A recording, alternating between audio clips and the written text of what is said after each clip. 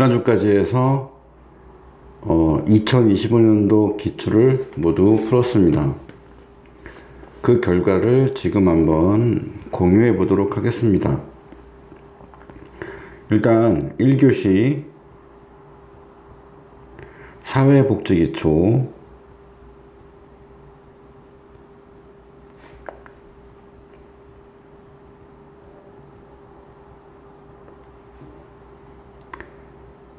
분야는 두 가지로 쪼개지죠. 인간행동과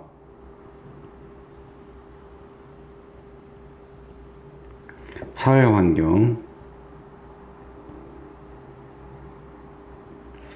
그리고 사회복지조사론이 있습니다.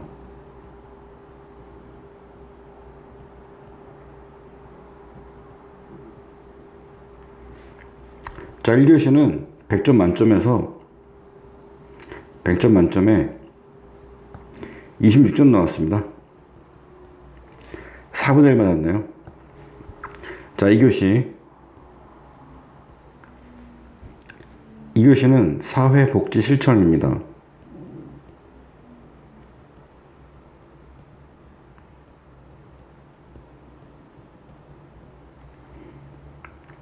총 3개 영역입니다. 첫 번째는 사회복지 실천론이 있고,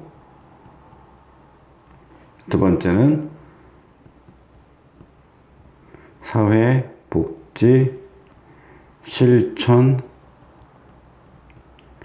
기술론이 있습니다. 세 번째로는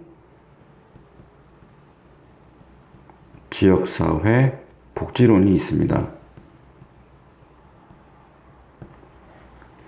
이것은 100점 만점에 47점 나왔어요. 그래도 절반 가까이 맞았죠. 자, 다음에 3교시입니다.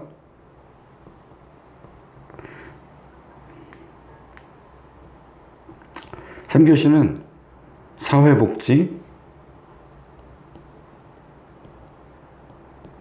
정책과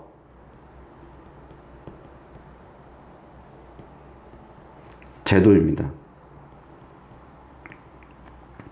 마찬가지로 2교시와 마찬가지로 총 3개의 영역으로 나누어집니다. 사회복지 정책론,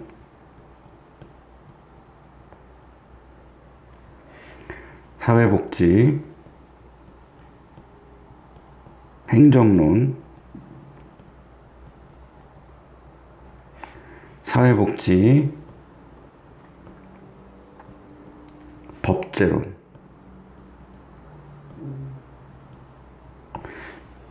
이렇게 8개가 나와서 둘, 셋, 넷, 다섯, 여섯, 일곱, 여덟, 하나, 둘, 셋. 3교시 8개 영역으로 이것이 바로 빅픽처가 됩니다. 빅픽처. 항상 방대한 범위를 공부할 때는 이렇게 큰 가지를 놓고 공부를 하고 있습니다. 그래서 3교시 몇 점 나왔냐? 100점 만점에 47점 나왔습니다. 방금까지 맞았죠. 자, 지금까지 노베이스예요.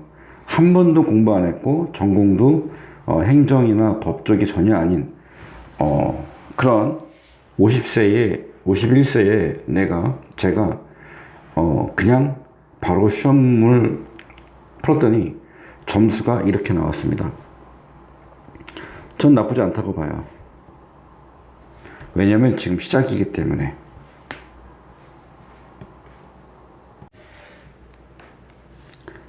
자, 이렇게 해서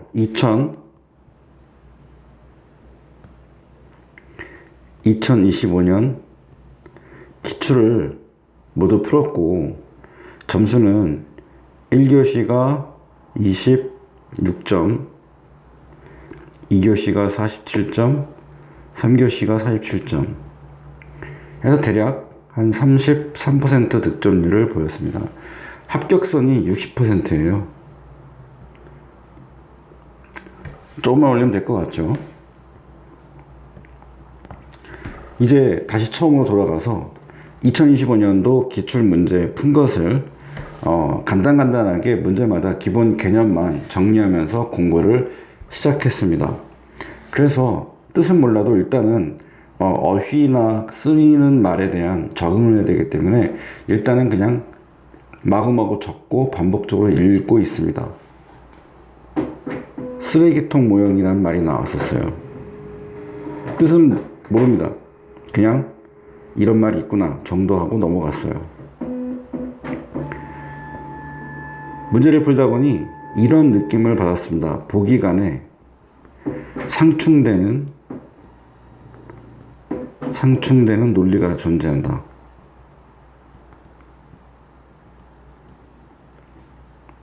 그래서 아무것도 몰라도 문제를 풀 수가 있다는 거죠.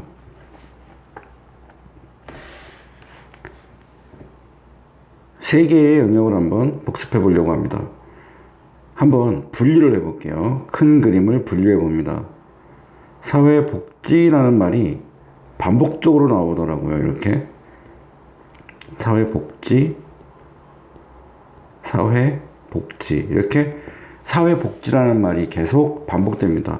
그래서 사회복지사라는 자격증 이름이 나왔나 봅니다. 자, 사회복지에서 기초편이 등장합니다. 1교시에 해당합니다. 자, 내용으로는 인간이 어떻게 행동하는 거냐, 인간이 행동하는 방식, 행동하는 원리 이런 것들을 공부하는 것 같습니다. 그 다음에 인간이 있다면 그 주변을 구성하고 있는 사회 환경을 또 연구를 하게 됩니다. 그래서 인간과 그 주변의 환경을 연구를 하고 그 다음에 이런 것들을 또 조사를 합니다. 이게 1교시고 기초편에 해당합니다. 자, 2교시는 실천이라고 볼 수 있을 것 같아요. 자, 기초를 알았으니 이제 행동으로 옮겨본다 이런 뜻인가 봅니다. 그래서 나오는 어휘들이 이런 말들이 있더라고요. 실천, 사회복지 실천이라는 말이 나오고, 사회복지 실천 뒤에 기술이 붙었어요. 도대체 무슨 차이일까? 잘 모르겠습니다. 그냥 이런 말이 있구나. 실천과 실천의 기술이 붙은 실천 기술이라는 말이 또 있구나. 그리고 지역사회 복지론이란 말이 또 등장합니다. 전반적인 국가 차원도 있겠지만 한 부분을 나타내주는 지역적인 사회복지도 연구를 해야겠죠.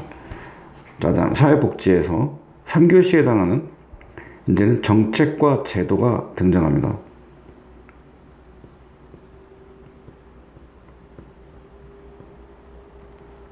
이것은 아마 사회복지의 기초를 세우고 그 기초 이론에 따른 실천을 하고 그 다음에 그 실천의 근거가 되는 어떤 법적인 부분을 이야기하는 것 같습니다.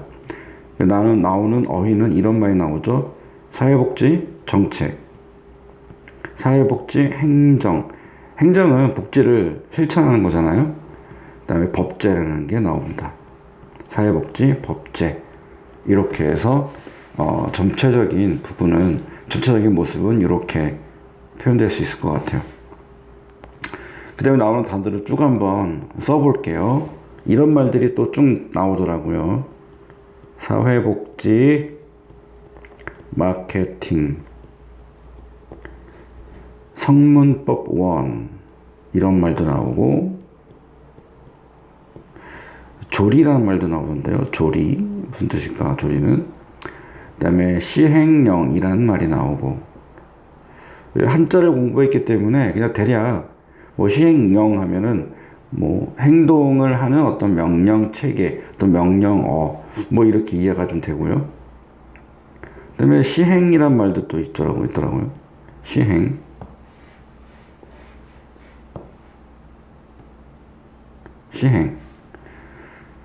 그 다음에 규칙이란 말도 나오고, 규칙. 그 다음에 사회보장기본법.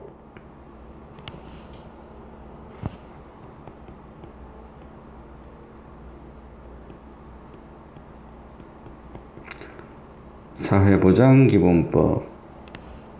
그 다음 사회보장급여라는 말도 나오고요.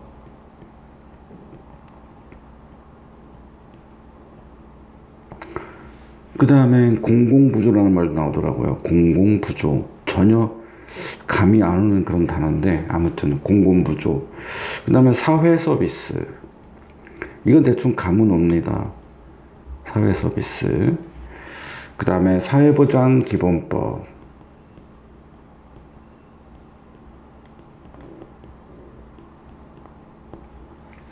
그 다음 조례와 규칙. 조례와 규칙을 비교하는 부분도 나오더라고요. 그 다음에 지방의회. 굉장히 그 노비스인 저한테는 이런 말들은 정말 너무너무 생소한 말들입니다. 자, 지방자치단체.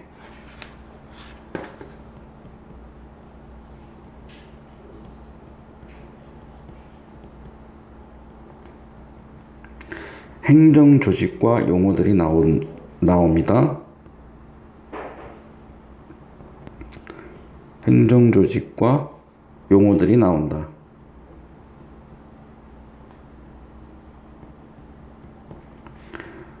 익숙해져야만 합니다. 익숙해져야 한다.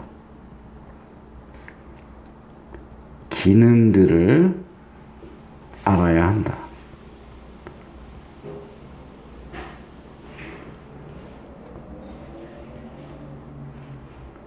규칙이 분명 있을 것이다. 규칙이 있을 것이다. 이 규칙을 익히면, 반복 숙달하면 아마 좀 더 공부가 쉬워지지 않을까 합니다. 자, 계속해서 용어들을 쭉 나열해 보겠습니다.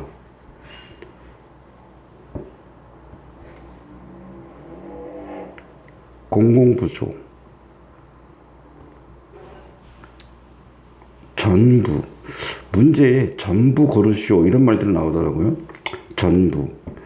그 다음에 문제 형태를 보니까 옳은 것을 고르시오 또는 옳지 않은 것을 고르시오. 이런 문제의 형태가 또 발견됩니다. 피성년 후견인이란 말 나오고 피한정 후견인이란 말도 나옵니다. 피한정 후견인. 그 다음에 법, 조직, 내용.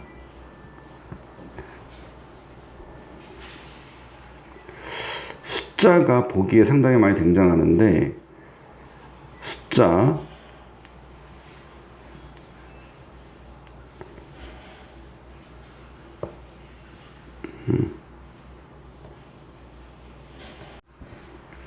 숫자가 등장합니다.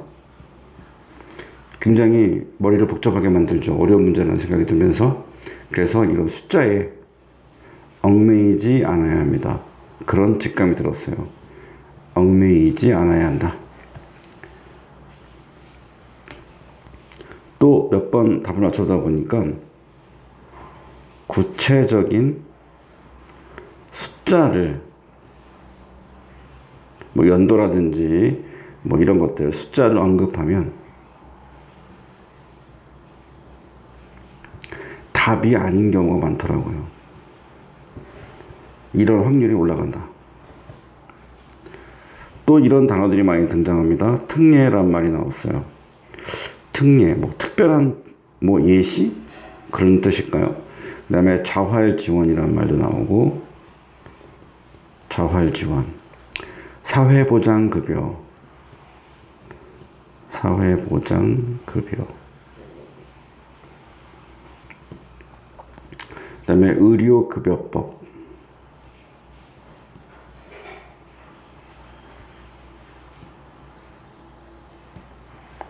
그 다음 지역보건법,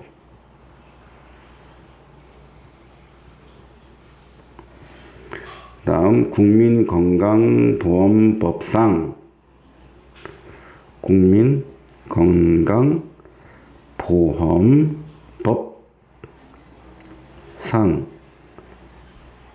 국민건강보험공단 국민건강보험공단이란 말도 나오고 부양자, 피부양자,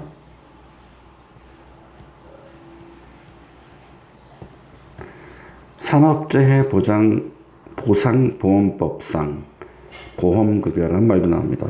말이 너무 어렵네요. 산업재해 보상,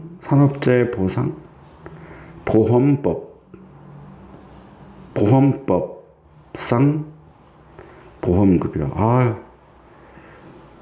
이 말이 진짜 어려운 것 같아요.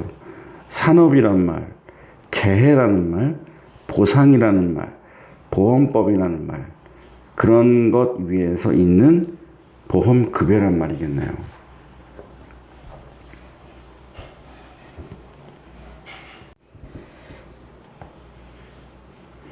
자, 제가 공부한 지 한 3주 만에 기출 2025년도 200문제는 다 풀고 맞춘 것 같아요. 200문제는 다 완료를 했습니다. 채점까지. 그 결과 전체 득점률이 33%쯤 된다고 그랬죠.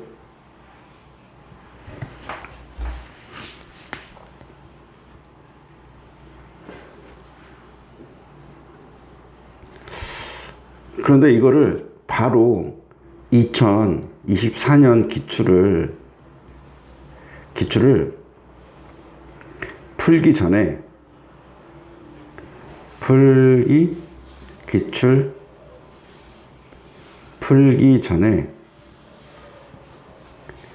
2025년 기출을 간단히 복습할 거예요. 그러면 2024년도 기출은 제 목표가 평균 득점률 50%, 이게 제 목표입니다. 가능할 것 같아요. 한번 해보죠. 몇 번 얘기하고 계속 반복하겠지만 저는 이런 방식으로 공부하고 있어요. 나선형 방식입니다.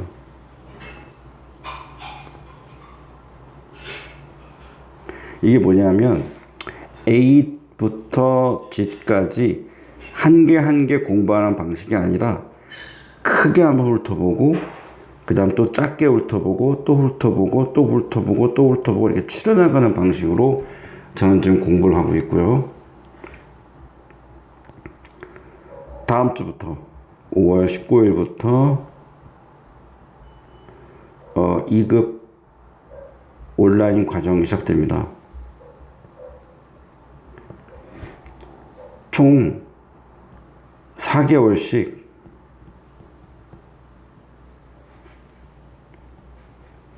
약 1년 정도에서 하는데 한 학기예요. 근데 이 두 학기에 1급에 해당하는 과정이 모두 포함되어 있습니다. 그래서 여기에 같이 동시에 이렇게 가면서 중간중간 걸리면서 또다시 복습이 되겠죠. 그래서 앞으로 약 8개월 정도 후에는 합격선까지 가는 것이 목표입니다. 60% 되겠죠? 자, 다음 주부터는 본격적으로 2급 과정도 시작되고 그 다음 2025 기출 훑어보기도 시작됩니다. 화이팅!